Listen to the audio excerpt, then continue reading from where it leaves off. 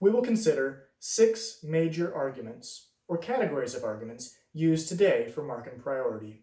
True, there are other arguments that have been used in the past, but they've largely been set aside because they've been found to be less effective.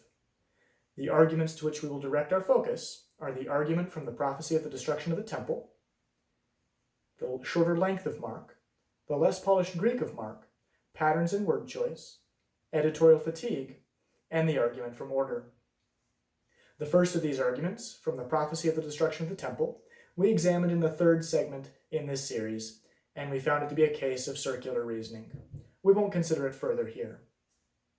The next 2 we'll take together, the length of Mark and the less polished Greek of Mark.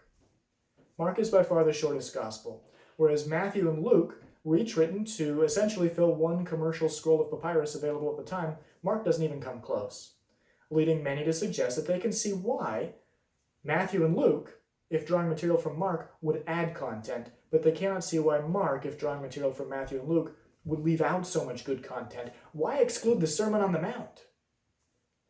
I do offer a gentle caution about claiming to know the mind of the author. But just looking at the text itself, ironically, in the triple tradition, that is material found in Matthew, Mark, and Luke, all 3, it is very often Mark who is the most verbose. He uses the most words to tell a story.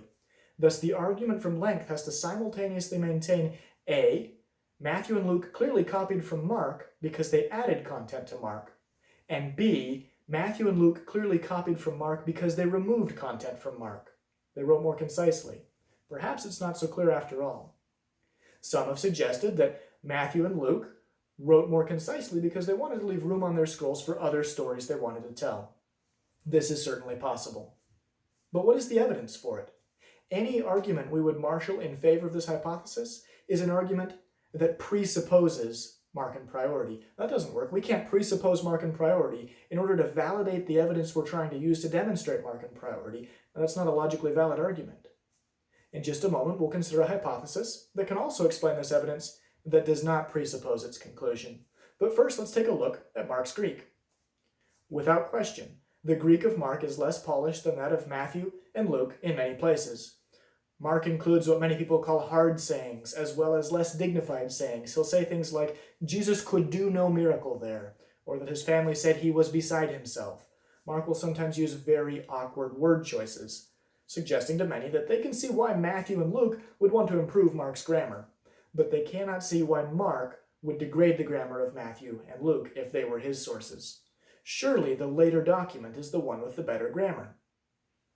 This is an appealing assertion, but it doesn't stack up well against the evidence. The most closely correlated example we have shows the evidence going the other way. In the early centuries of Christianity, there were a number of splinter groups that broke off from what would later be known as Orthodox Christianity.